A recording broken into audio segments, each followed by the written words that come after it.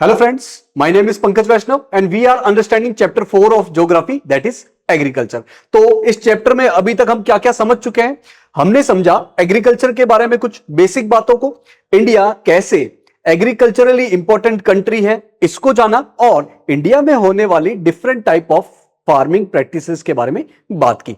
आज के इस दूसरे पार्ट में हम इंडिया में बेसिक क्रॉपिंग सीजन्स कौन कौन से हैं वो देखने वाले हैं और कुछ मेजर फूड क्रॉप्स के बारे में बातें करने वाले हैं, जिसमें हम wheat, rice, pulses, different type of millets और मेज के बारे में बेसिक बातें करने वाले हैं। तो आज के पार्ट में जो भी हम पढ़ेंगे उससे अपनी कॉम्पिटेंसी क्या डेवलप होगी, हम समझ पाएंगे क्रॉपिंग सीजन्स के बारे में, बेसिकली अपनी कंट्री इंडिया की क्रॉपिंग सीजन के बारे में बेसिक अंडरस्टैंडिंग को। तो शुरू करते हैं और सबसे पहले क्रॉपिंग पैटर्न के बारे में बात कर लेते हैं, बेसिकली अपनी कंट्री इंडिया के। तो इंडिया जो है, यहां पर अलग अलग क्रॉपिंग पैटर्न हमें देखने को मिलते हैं, अलग अलग एग्रीकल्चर प्रैक्टिसेस हमें देखने को मिलती है। इसका बेसिक कारण क्या है कि इंडिया फिजिकली एक डाइवर्स कंट्री है। मतलब इंडिया के किसी हिस्से में माउंटेन्स मिलेंगे, किसी हिस्से में प्लेनर एरिया मिलेगा, किसी हिस्से में प्लेटू मिलेंगे, कहीं पर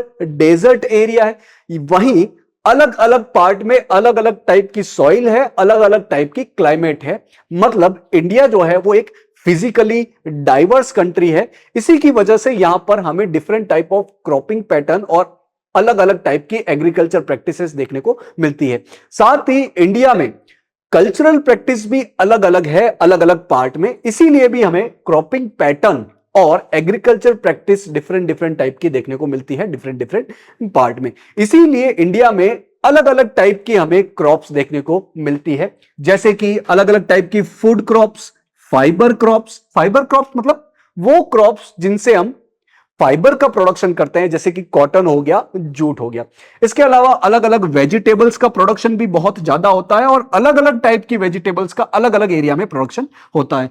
इसी प्रकार different type of fruits different parts में हमें देखने को मिलते हैं। इसके अलावा स्पाइसेस एंड कॉन्डिमेंट्स का बड़ी मात्रा में प्रोडक्शन अपनी कंट्री इंडिया में देखने को मिलता है। और बेसिकली स्पाइसेस का जो प्रोडक्शन है वो इंडिया के सदर्न स्टेट्स में देखने को मिलता है। अब बात करते हैं इंडिया में इंपॉर्टेंट क्रॉपिंग सीजन्स की। बेसिकली 3 टाइप ऑफ सीजन्स को हम जानते हैं, रबी, खरीफ एंड जायद। एक एक करके इन तीनों के बारे में कुछ बेसिक बातें कर लेते हैं। सबसे पहली है रबी क्रॉप्स।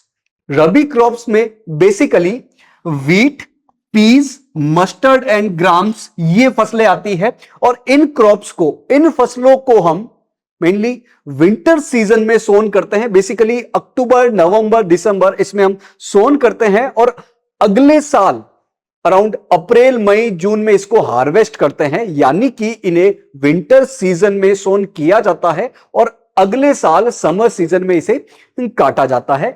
तो जो क्रॉप्स इस ड्यूरेशन में सोन की जाती है, ग्रोन की जाती है, वो रबी क्रॉप्स के अंतर्गत आ जाएगी, रबी क्रॉप्स में आ जाएगी वो। तो इसे विंटर में सोन किया जाता है बेसिकली अक्टूबर टू दिसंबर के बीच में, और इसे हार्वेस्ट किया जाता है समर सीजन में बेसिकली अप्रैल टू जून के बीच में। इसमें wheat, barley, peas, grams and mustard ये इंपॉर्टेंट क्रॉप्स आती है। रबी की जो फसल है बेसिकली इंडिया के नर्दर्न वेस्टर्न पार्ट में बहुत ज्यादा प्रोडक्शन किया जाता है, जिसमें इंपॉर्टेंट जो स्टेट है वो है जम्मू कश्मीर, हिमाचल, पंजाब, हरियाणा, उत्तराखंड, यूपी। यहां पर रबी क्रॉप्स का बहुत ज्यादा प्रोडक्शन होता है।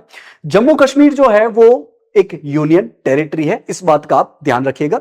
बेसिकली ये एरिया है जहां पर इन रबी क्रॉप्स का बहुत ज्यादा प्रोडक्शन किया जाता है।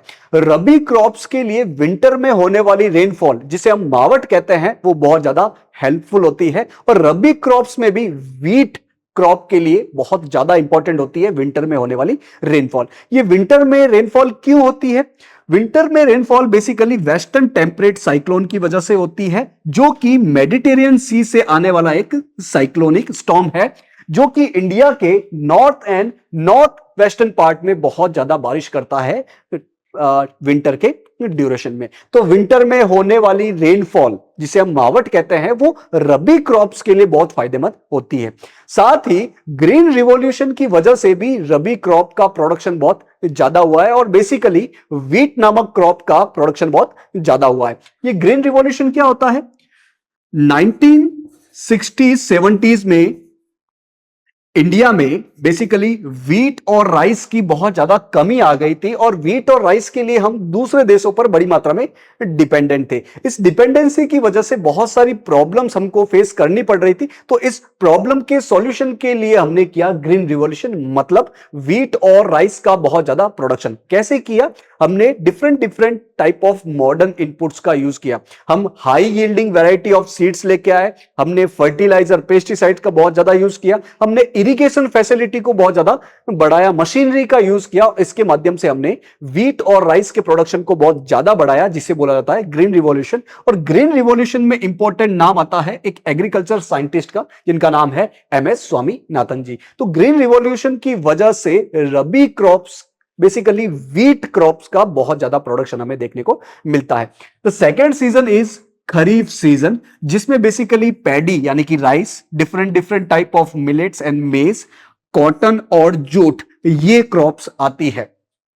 तो ये जो खरीफ क्रॉप है बेसिकली ये ग्रो होती है मॉनसून सीजन के साथ, मतलब इसे जून जुलाई में सोन किया जाएगा और अक्टूबर नवंबर में इसे हार्वेस्ट कर लिया जाएगा।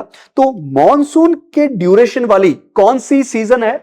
खरीफ सीजन है। तो kharif season grown with onset of monsoon, monsoon के आने के साथ इसे ग्रो किया जाता है और इसे हार्वेस्ट किया जाता है सितंबर अक्टूबर के बीच में। बेसिकली इसमें कौन कौन सी क्रॉप्स आती है?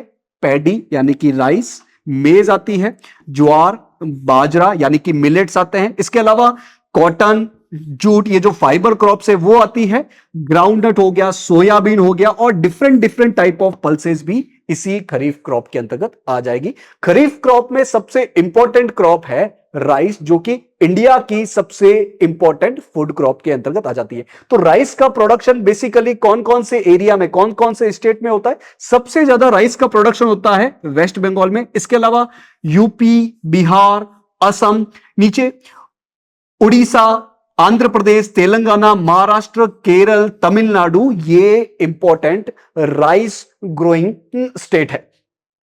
राइस की बात की जाए तो ये पंजाब और हरियाणा में भी बड़ी मात्रा में प्रोड्यूस की जा रही है और बेसिकली ग्रीन रिवॉल्यूशन के बाद इस एरिया में राइस का प्रोडक्शन बहुत ज्यादा बड़ा है। इसके अलावा असम, वेस्ट बंगाल और उड़ीसा में एक एग्रीकल्चर ईयर में राइस की 3 क्रॉप्स ली जाती है, 3 क्रॉप्स ली जाती है, जिसे बोला जाता है ओस, अमन, बोरो।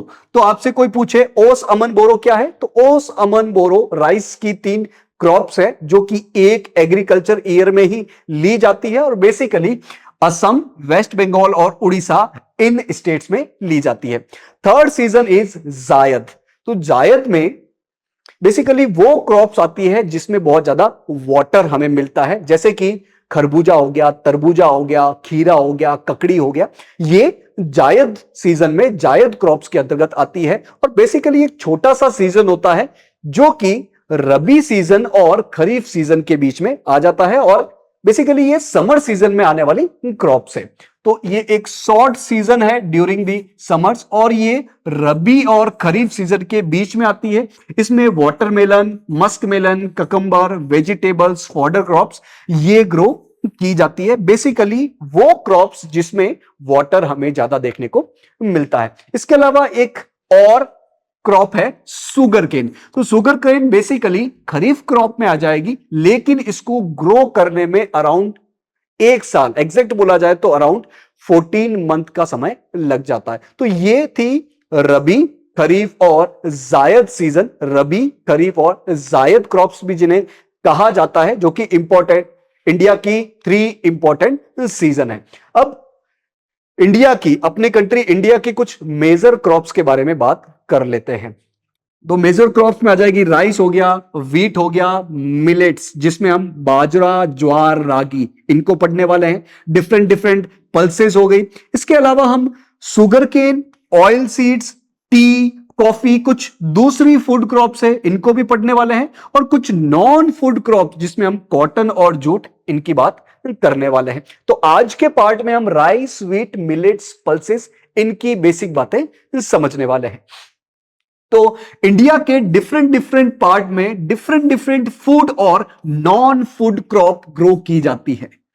इंडिया के अलग अलग एरिया में अलग अलग टाइप की फूड क्रॉप और अलग अलग टाइप की नॉन फूड क्रॉप ग्रो की जाती है। नॉन फूड क्रॉप मतलब जिसे खाया नहीं जाता है, जैसे कि कॉटन हो गया, जूट हो गया, रबर हो गया, ये हम खाने के काम में नहीं लेते हैं, इनको तो इंडस्ट्री में एज ए रॉ मटेरियल के रूप में यूज लिया जाता है। तो इंडिया के डिफरेंट डिफरेंट पार्ट में हमें अलग अलग टाइप की फूड और नॉन फूड क्रॉप देखने को मिलती है। ऐसा क्यों है, हम पहले भी बात कर चुके हैं कि अलग अलग जगह के फिजिकल स्ट्रक्चर अलग है, क्लाइमेट अलग है, सॉइल अलग है, और अलग अलग टाइप की कल्टीवेशन प्रैक्टिसेस की जाती है। तो इन अलग अलग फूड क्रॉप्स के बारे में आज के इस पार्ट में हम बात कर लेते हैं। सबसे पहले और सबसे इंपॉर्टेंट क्रॉप है राइस। राइस जो है हमने देखा वो एक खरीफ क्रॉप है, मतलब ये मॉनसून के ड्यूरेशन की क्रॉप है। इंडिया में राइस बहुत ज्यादा प्रोडक्शन किया जाता है। पूरे वर्ल्ड में राइस प्रोडक्शन के मामले में हम दूसरे नंबर पे आते हैं, सेकंड पोजीशन पे आते हैं, फर्स्ट पोजीशन पे चीन आता है। अच्छा, इंडिया में सबसे ज्यादा राइस प्रोडक्शन करने वाला स्टेट है वेस्ट बंगाल, इसके बाद UP, Punjab, Haryana, southern state, इन स्टेट में भी बड़ी मात्रा में राइस का प्रोडक्शन किया जाता है। राइस को जो है टेम्परेचर भी ज्यादा चाहिए और वाटर भी ज्यादा चाहिए। तो जिन एरिया में नेचुरली रेनफॉल नहीं होती है, ज्यादा रेनफॉल से पानी नहीं मिल पाता है, वहां पर इरिगेशन के माध्यम से भी राइस का प्रोडक्शन बड़ी मात्रा में किया जाता है। तो राइस एक खरीफ क्रॉप है और ये इंडिया की सबसे इंपॉर्टेंट स्टेपल फूड क्रॉप के अंतर्गत आती है। स्टेपल फूड क्रॉप, बड़ी मात्रा में इसका प्रोडक्शन किया जाता है और बेसिकली ये खाने के काम में आती है। इंडिया राइस के प्रोडक्शन में पूरे वर्ल्ड में सेकंड पोजीशन पे है। तो फर्स्ट पोजीशन पे कौन है, चाइना हो गया है। इसको ज्यादा टेम्परेचर की जरूरत होती है और ज्यादा ही रेनफॉल की जरूरत होती है। टेम्परेचर इसको अराउंड 25 डिग्री या इससे भी ज्यादा चाहिए और रेनफॉल इसको 100 सेंटीमीटर से भी ज्यादा चाहिए।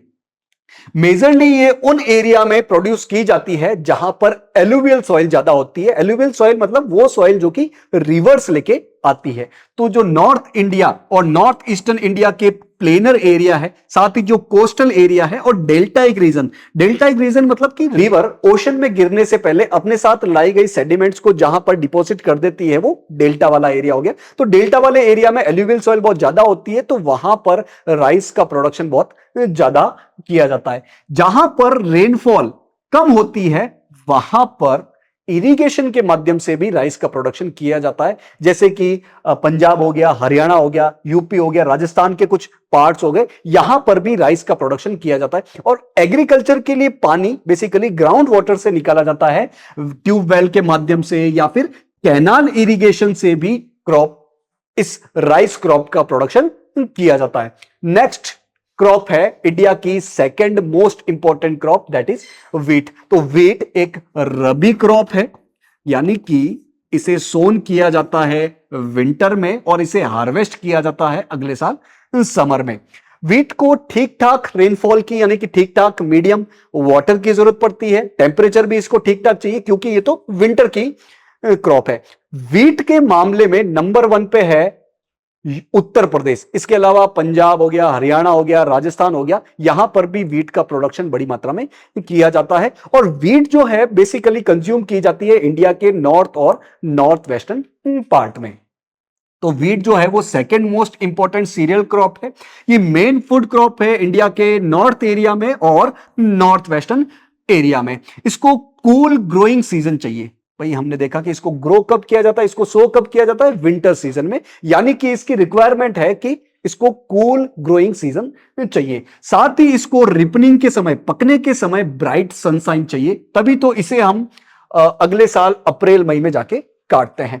इसको एनुअल रेनफॉल जो है वो इवनली डिस्ट्रीब्यूटेड चाहिए। ऐसा नहीं हो कि कभी बहुत तेज बारिश हो जाए, कभी बहुत तेज रेनफॉल हो जाए और कभी बहुत कम हो। इवनली डिस्ट्रीब्यूट होनी चाहिए और ज्यादा नहीं, मीडियम अमाउंट ऑफ रेनफॉल चाहिए, 50 to 75 सेंटीमीटर। तो इंडिया के वो कौन से इंपॉर्टेंट जोन है जहां पर वीट को बड़ी मात्रा में ग्रो किया जाता है? एक तो जो गंगा सतलुज का प्लेन है basically north west in India में, और साथ ही डेक्कन प्लेटू का जो ब्लैक सॉइल वाला रीजन है, यहां पर भी बड़ी मात्रा में आपको वीट ग्रोइंग रीजन देखने को मिल जाएंगे। तो कौन कौन से स्टेट है जहां पर वीट का बड़ी मात्रा में प्रोडक्शन होता है? वो है पंजाब, हरियाणा, और नंबर 1 पे है उत्तर प्रदेश। इसके अलावा मध्य प्रदेश, बिहार, राजस्थान, यहां पर भी वीट का प्रोडक्शन बड़ी मात्रा में होता है। तो इस मैप पे आप देख सकते हो कि पंजाब हो गया, हरियाणा हो गया, राजस्थान का जो नदन पार्ट है, इसके अलावा यूपी वाला पार्ट है, एमपी है, मध्य प्रदेश है, यहां पर भी बड़ी मात्रा में वीट का प्रोडक्शन होता है। Next important crops are millets. तो मिलेट्स एक क्रॉप नहीं है, ये क्रॉप का ग्रुप है जिसमें बेसिकली ज्वार, बाजरा और रागी, ये 3 क्रॉप्स आती है। तो इसमें ज्वार, बाजरा, रागी, ये 3 क्रॉप्स आती है और ये कोर्स ग्रेन होते हैं जिसमें बहुत ज्यादा न्यूट्रिशन वैल्यू होती है। मतलब यदि आप बाजरा, रागी, ज्वार इनका कंजप्शन करते हो तो आपको बहुत ज्यादा न्यूट्रिएंट्स मिल जाएंगे। इसमें सबसे इंपॉर्टेंट है ज्वार, मिलेट्स में ही सबसे इंपॉर्टेंट है ज्वार, जो कि राइस और व्हीट के बाद इंडिया की 3rd मोस्ट इंपॉर्टेंट क्रॉप है यदि हम एरिया या प्रोडक्शन की बात करें। और ये एक रेन फेड क्रॉप है, मतलब ये पूरी तरीके से रेनफॉल पर ही डिपेंड रहती है। इसमें इरिगेशन का यूज बहुत कम होता है, तो ये उन एरिया में ज्यादा उगाई जाती है जो कि थोड़े ड्राई एरिया है, मतलब जहां पर ज्यादा रेनफॉल नहीं होती है। तो इसका मेजर प्रोडक्शन कहां पर होता है? ज्वार का सबसे ज्यादा प्रोडक्शन करने वाला स्टेट है महाराष्ट्र। इसके अलावा मध्य प्रदेश, नीचे कर्नाटका, आंध्र प्रदेश, यहां पर भी ज्वार का प्रोडक्शन बड़ी मात्रा में होता है। सेकेंड इंपॉर्टेंट मिलेट्स इज बाजरा, जो कि बेसिकली इंडिया का जो वेस्टर्न एरिया है, राजस्थान में जो वेस्टर्न एरिया है, वहां पर बड़ी मात्रा में इसे प्रोडक्शन किया जाता है और ये सैंडी एरिया में भी अच्छे से उग सकता है। मतलब ऐसी सॉइल जो कि ज्यादा फर्टिलिटी वाली नहीं होती है, वहां पर भी बाजरा आराम से उग जाएगा, उसका प्रोडक्शन आराम से हो जाएगा। तो it grows well on sandy soil and shallow black soil. बाजरा को ज्यादा पानी की जरूरत नहीं पड़ती है और ये ब्राइट सनसाइन में भी आराम से उग सकता है। तो सबसे इंपॉर्टेंट बाजरा प्रोड्यूसिंग स्टेट है राजस्थान। इसके अलावा हरियाणा, उत्तर प्रदेश, गुजरात, महाराष्ट्र, यहां पर भी बाजरा का प्रोडक्शन हमें देखने को मिलता है। थर्ड इंपॉर्टेंट मिलेट क्रॉप है रागी। तो ये एक ड्राई रीजन की क्रॉप है। बेसिकली जो मिलेट्स होते हैं वो ड्राई रीजन में अच्छे से उग सकते हैं और ये अलग अलग टाइप की सॉइल में भी अच्छे से उग सकते हैं, चाहे वो रेड सॉइल हो, ब्लैक सॉइल हो, सैंडी सॉइल हो, लोमी हो या शैलो ब्लैक सॉइल हो।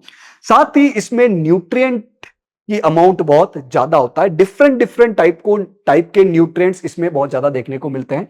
आयरन हो गया, कैल्शियम हो गया, इसके अलावा माइक्रो न्यूट्रिएंट्स और रफेज, ये भी बड़ी मात्रा में होते हैं। तो मिलेट्स जिसे हम कोर्स ग्रेन कहते हैं, उसमें न्यूट्रिएंट्स की मात्रा बहुत ज्यादा होती है। रागी के मामले में सबसे ज्यादा प्रोडक्शन वाला स्टेट है कर्नाटका। इसके अलावा तमिलनाडु हो गया, झारखंड है, सिक्किम है, अरुणाचल प्रदेश है, ऊपर हिमाचल प्रदेश, उत्तराखंड है, यहां पर भी रागी का प्रोडक्शन बड़ी मात्रा में होता है। तो ये थे 3 मिलेट्स। अब नेक्स्ट क्रॉप है मेज। मेज यानी कि मक्का। तो ये जो मेज है वो बेसिकली एक खरीफ क्रॉप है, मतलब ये मॉनसून के ड्यूरेशन की क्रॉप है। मॉनसून जब आता है तब इन्हें सोन किया जाता है और इन्हें अक्टूबर नवंबर इस समय में हार्वेस्ट कर लिया जाता है। तो ये एक फूड के साथ साथ फॉडर क्रॉप भी है, मतलब पशुओं को खिलाने के लिए भी काम में आती है। मेज के मामले में इंडिया का सबसे इंपॉर्टेंट स्टेट है कर्नाटका। तो मेज जो है वो फूड और फॉडर दोनों के रूप में यूज में आती है। ये एक खरीफ क्रॉप है। कुछ स्टेट में इन्हें रबी क्रॉप में भी उगाया जाता है, जैसे कि बिहार में। तो बेसिकली ये है तो खरीफ क्रॉप ही, खरीफ सीजन में ही उगाई जाती है, हार्वेस्ट की जाती है। लेकिन कुछ स्टेट में इसे रबी सीजन में भी उगाया जाता है, इसका प्रोडक्शन रबी सीजन में भी किया जाता है। तो इसको टेम्परेचर रिक्वायरमेंट होती है अराउंड 21 टू 27 डिग्री सेल्सियस, और ये ओल्ड एल्यूवियल सॉइल में अच्छे से उग सकती है। और प्रेजेंट में तो मेज का प्रोडक्शन बहुत ज्यादा बढ़ता ही जा रहा है। उसका रीजन है कि हम मॉडर्न इनपुट्स का बहुत ज्यादा यूज कर रहे हैं, जैसे कि अलग अलग फर्टिलाइजर, पेस्टिसाइड्स का यूज कर रहे हैं। High yielding variety of seeds, ऐसे सीड्स जो कि कम अमाउंट में ही ज्यादा क्रॉप प्रोडक्शन कर लेते हैं, ऐसे सीड्स का हम ज्यादा यूज कर रहे हैं, और इरिगेशन फैसिलिटी का भी ज्यादा यूज कर रहे हैं। तो इन इनपुट्स की वजह से धीरे धीरे मेज प्रोडक्शन में हमें बहुत ज्यादा बढ़ोतरी देखने को मिलती है। तो मेजरली कर्नाटका में सबसे ज्यादा मेज प्रोडक्शन होता है। इसके अलावा तेलंगाना, आंध्र प्रदेश, मध्य प्रदेश, उत्तर प्रदेश, बिहार, यहां पर भी मेज का प्रोडक्शन बड़ी मात्रा में होता है। नेक्स्ट इंपॉर्टेंट क्रॉप है इंडिया की different different type of pulses, अलग अलग तरह की दालें, जिसमें मेन नाम आता है उड़द, मूंग, मसूर, ग्राम और पीस का। ये जो पल्सेस है वो ज्यादा वाटर रिक्वायरमेंट नहीं है इनकी, मतलब ये ड्राई एरिया में भी, ड्राई सीजन में भी उग सकते हैं। और इनकी सबसे बड़ी खास बात यह है कि ये एटमॉस्फेयर से नाइट्रोजन का फिक्सेशन करते हैं। भाई एटमॉस्फेयर में हम जानते हैं कि अराउंड 78% नाइट्रोजन है, लेकिन फिर भी अपनी सॉइल में नाइट्रोजन की हमें कमी देखने को मिलती है, और इस कमी को हम पूरा करने के लिए हम केमिकल से बना यूरिया डालते हैं। तो अगर आप चाहें तो इस केमिकल इनपुट, इस यूरिया का यूज कम कर सकते हैं। कैसे? यदि हम अपनी फील्ड पर, यदि हम अपने लैंड पर पल्सेस लगाएं। क्यों? क्योंकि पल्सेस जो है वो एटमॉस्फेयर से नाइट्रोजन का फिक्सेशन करती है। तो इसीलिए गवर्नमेंट क्या कर रही है? फार्मर्स को एनकरेज कर रही है कि आप पल्सेस को रोटेशन क्रॉप के तौर पर लगाओ, कि जब आप डिफरेंट क्रॉप्स लगा रहे हो तो उसके साथ साथ रोटेशन में आप पल्सेस भी लगाओ, ताकि आपकी सॉइल की फर्टिलिटी नेचुरल रूप से बढ़ जाएगी, उसमें नाइट्रोजन का अमाउंट है वो बढ़ जाएगा। तो पल्सेस एक इंपॉर्टेंट क्रॉप है इंडिया की। पल्सेस के मामले में इंडिया जो है वो लार्जेस्ट प्रोड्यूसर है और साथ ही लार्जेस्ट कंज्यूमर है। हम पूरी दुनिया में सबसे ज्यादा प्रोडक्शन करते हैं पल्सेस का, और सबसे ज्यादा कंज्यूम भी करते हैं, सबसे ज्यादा खाते भी हैं, क्योंकि इंडिया की पॉपुलेशन का एक बड़ा हिस्सा जो है वो वेजिटेरियन है। और वेजिटेरियन डाइट में अगर आपको प्रोटीन चाहिए तो उसका सबसे बड़ा सोर्स है ये पल्सेस। तो major source of protein in vegetarian diet. तो पल्सेस जो है वो वेजिटेरियन डाइट में एक सबसे बड़ा सोर्स होता है इन प्रोटीन का। इसको मॉइस्चर की जरूरत भी कम पड़ती है, सो ये ड्राई कंडीशन में भी अच्छे से उग सकता है। इसको दूसरे क्रॉप के साथ रोटेशन में उगाया जाता है। इसका कारण क्या है? क्योंकि ये एक लेगुमिनस क्रॉप है, तो ये एटमॉस्फेयर से, एयर से नाइट्रोजन को आराम से फिक्स कर सकती है, और नाइट्रोजन के फिक्सेशन के माध्यम से ये सॉइल फर्टिलिटी को नेचुरल रूप से बढ़ा सकती है। हाँ, ध्यान रखिएगा, अरहर को छोड़कर बाकी सारी पल्सेस ये नाइट्रोजन फिक्सेशन का काम आराम से कर लेती है। तो पल्सेस जो है वो इंडिया के केस में बहुत ज्यादा इंपॉर्टेंट क्रॉप है। पल्सेस के मामले में राजस्थान, उत्तर प्रदेश, मध्य प्रदेश, महाराष्ट्र, कर्नाटक, ये इंपॉर्टेंट प्रोड्यूसर स्टेट्स में आ जाते हैं। तो आज के पार्ट में हमने जो भी पढ़ा उससे अपनी लर्निंग आउटकम क्या रहती है? हमने अलग अलग टाइप के क्रॉपिंग सीजन्स को देखा और इंडिया के कुछ मेजर क्रॉप्स को पढ़ा, उनके मेन प्रोड्यूसर स्टेट और उनके लिए फेवरेबल कंडीशन क्या है उनको देखा। तो आज के क्लास में जो भी पढ़ा उसको हम क्वेश्चन के माध्यम से टेस्ट कर लेते हैं। The first question is muskmelon grows in fill in the blanks. बोला जा रहा है कि मस्क मेलन नामक की क्रॉप कौन से सीजन में ग्रो की जाती है? ए रबी सीजन, बी खरीफ सीजन, सी जायद सीजन, डी बोथ जायद एंड रबी सीजन। तो हमने देखा कि पानी वाली जो भी क्रॉप्स है, चाहे वो ककंबर हो गया, चाहे वो मस्क मेलन हो गया, ये सब जायद सीजन की क्रॉप्स हैं। तो मस्क मेलन कौन से सीजन की क्रॉप है? ऑप्शन नंबर सी, जायद season will be our right answer. Next question, question number 2, rice is a commercial crop in Punjab and Haryana. In which state it is a subsistence crop? बोला जा रहा है कि rice जो है वो पंजाब और हरियाणा में तो कमर्शियल क्रॉप है, और कौन से स्टेट में ये एक सबसिस्टेंस क्रॉप के अंतर्गत आ जाएगी? Option A Orissa, option B Uttar Pradesh, option C West Bengal, option D Bihar. तो हमने देखा था कि कॉमर्शियलाइजेशन की डिग्री अलग अलग स्टेट में अलग अलग है। राइस पंजाब और हरियाणा में एक कमर्शियल क्रॉप है, जबकि उड़ीसा में ये एक सबसिस्टेंस क्रॉप के अंतर्गत आ जाती है। तो option number A will be our right answer. Next question, question number 3, which group of crops can be classified under millets? बोला जा रहा है कि कौन सा क्रॉप ग्रुप है जो कि मिलेट्स के अंतर्गत आ जाता है? Option A maize and wheat, option B sesamum and groundnut, option C urad and arhar, option D bajra and ragi. तो मिलेट्स में बेसिकली 3 क्रॉप्स आती है, कौन कौन सी? Jowar, bajra and ragi. Option number D will be our right answer. तो इन क्वेश्चन के माध्यम से हमने आज जो भी पढ़ा उसको टेस्ट भी कर लिया है। होप आज की क्लास में जो भी पढ़ा आपको समझ में आया होगा। Thank you for joining today's session.